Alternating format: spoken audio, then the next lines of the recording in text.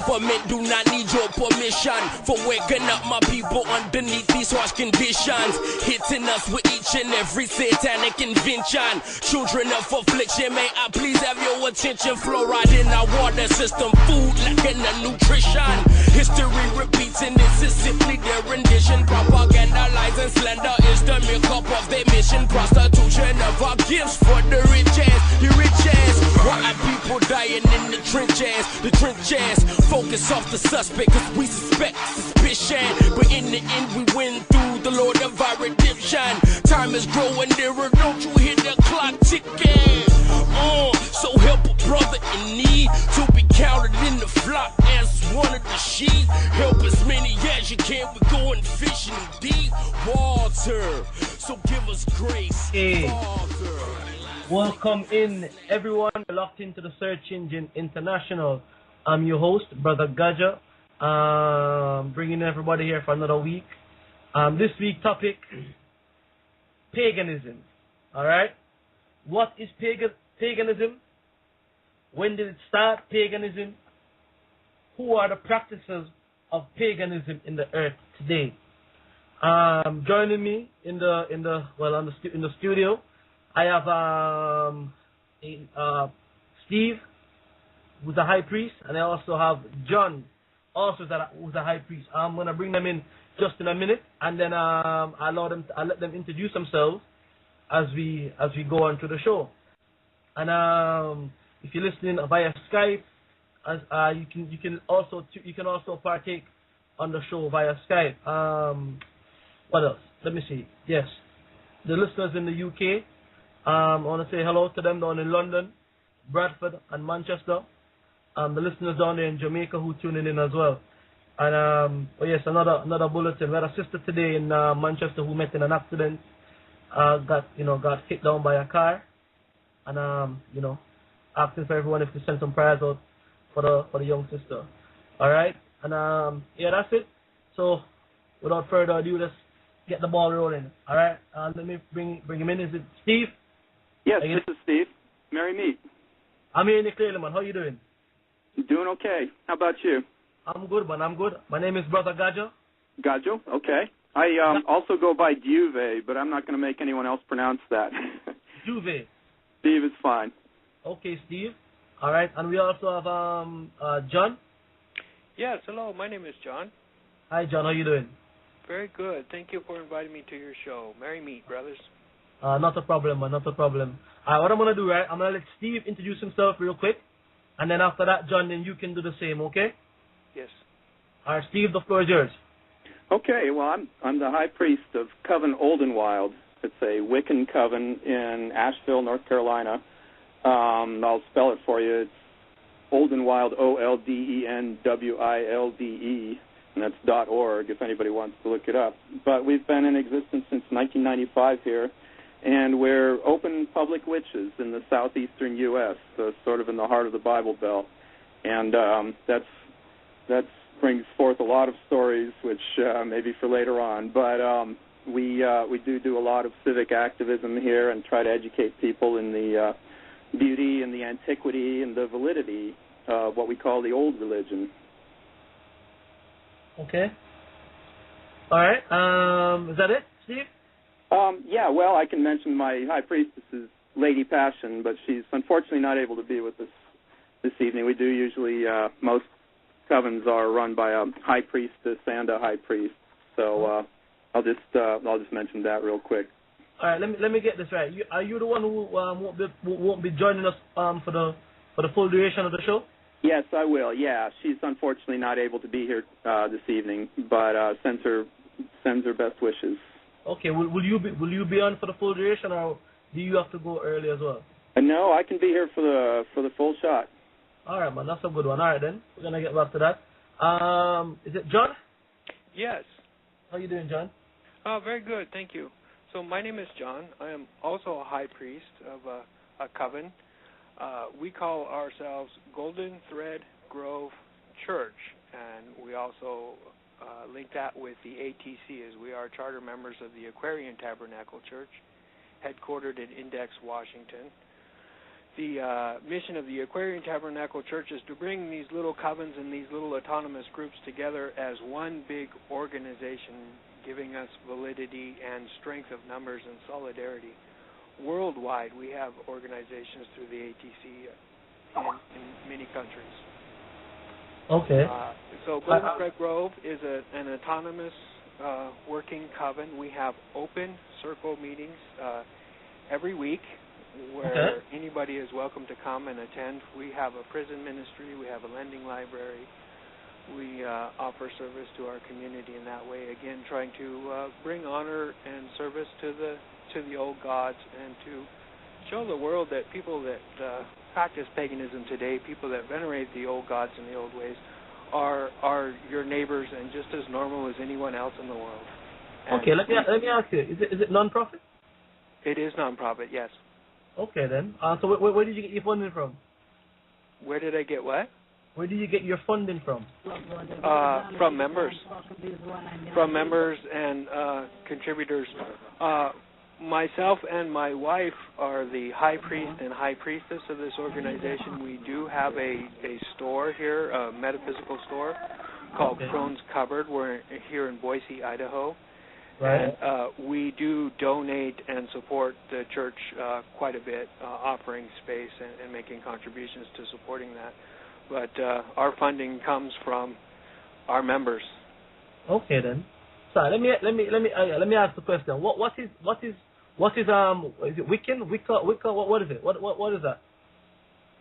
Well, Wicca is the name of our religion, and a Wiccan is a person who practices it. It's more or less synonymous with witchcraft, and it's a type of paganism. Okay. So we are basically a polytheistic nature religion, which means we consider nature sacred, and we believe in and honor more than one god, more than one goddess. Right. Most of us. Now, anything I say is going to be applying to most Wiccans. We're very autonomous groups. There's no one big central, Wiccan central, like with the Roman Catholic Church. So yeah, it's all, but it's basically we pretty much all hold a shared feeling that this is the right and the natural path for us. Right. Well, I just heard you said you refer to yourself as a church, right? No, we don't call ourselves a church. Many, other groups do. We, although we are also, like John's group, we're also a nonprofit, and we're legally, a legal religious nonprofit here in North Carolina. But also, like theirs, we just, subsist on donations as far as that goes. There's no grand secret funding source, unfortunately, unless he knows of one and wants to tip me off. Right. So tell me, you say you worship more than one God, yeah? That's correct, yeah. And most people that come to the craft, they've experienced different gods and goddesses, or they've had experiences that make them kind of question the kind of the standard ideology that I sometimes call monopoly monotheism, the idea that there's only one God and only one way to that truth and that God. Some people, like our particular coven, our main deities, the ones we revere most highly for ourselves, are Hecate, the old witch goddess, and the horn god, which some call Hern, and unfortunately some people confused with the devil, which is completely wrong, and I'm sure we'll be getting into that at some point. Okay then. So tell me something. In a country like America, then, for argument's sake, right? Mm-hmm. Would you say America is what you refer to as a monotheist country, or would you call it a pagan country, then, so to speak, worshiping more than one God? I'd call it a pluralist country. It's written into the very first amendment of our Constitution, freedom of religion. So it means, for instance, like last week when that whole world scandal erupted about the video denigrating Muhammad.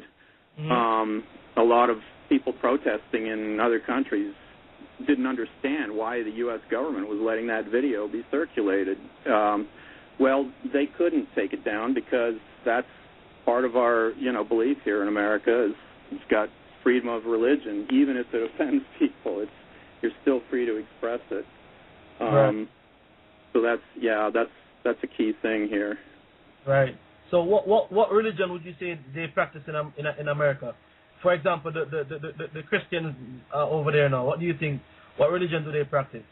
Because I see a lot of what you call pagan traditions within the religion Christianity. Well, in fact, you delve deep enough into the roots of any religion, and that's what you're going to find is what I call the natural religion. Hold on, Steve. Hold on. I hear John wants to comment on that. Yeah, can I jump in here just a moment, please? This, sure. Yes, I think that we need to start by defining what is paganism. Okay, then. What is it? Well, I believe that paganism, as it's defined today, is earth-based spirituality. Okay. The word, by my understanding, comes from the meaning country dwellers, people who lived in the rural parts in relationship with the land, like the farmers, almost like we would, almost derogatory when it started to be used a lot, like we would use the term redneck. Those people who are backwards and live in the countryside and aren't up with the times like us in the cities. Okay. And then the word, through its usage, started to take on the meaning and the implication that if one was pagan, then they were godless. They had no faith. They had no belief, which is a misconception and not true. Okay. And many of these folk traditions and these elder spiritual practices of the indigenous peoples of the world have been ritualized and customized where they've fallen into the space of tradition, and then they've been picked up by the next group coming along and adapted into the modern holidays and celebrations and traditions that we have today in their many forms and faces. Okay, and who are these people are we referring to? Call names. All people. So in America, we practice Christmas, which is largely, most people think, a Christian holiday, but it has its roots and its traditions going back long before the Christ. And the evergreen trees and the lights, it has always been a celebration of the return of the light upon the earth and the child of light and the child of hope and promise, long before Master Jesus ever walked this earth. Right. So and John's right, and you look at Easter also, and that's the dawn of the year, just like the dawn of the day. It's even named in English after a pagan goddess of the dawn, Eostra. And the more you look into so many of the traditions around Jesus, you'll realize that there are also traditions around the sun, the solar deities. So again, Easter. Let me ask, how comes modern Christians can't pick up on this? How come what? How comes modern day Christians cannot pick up on this fact? Well, because it's what I call one-way onlyism.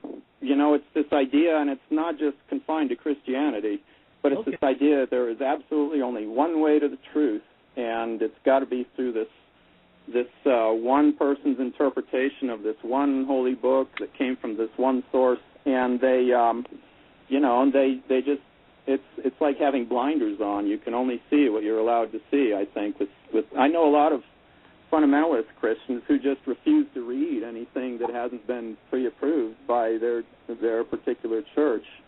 Okay. And it goes a step further too, Steve, in that my way is the only way, and my interpretation is the only correct interpretation. And even though we're using the same book and working with the same deity, my way is the right way, and you got it wrong.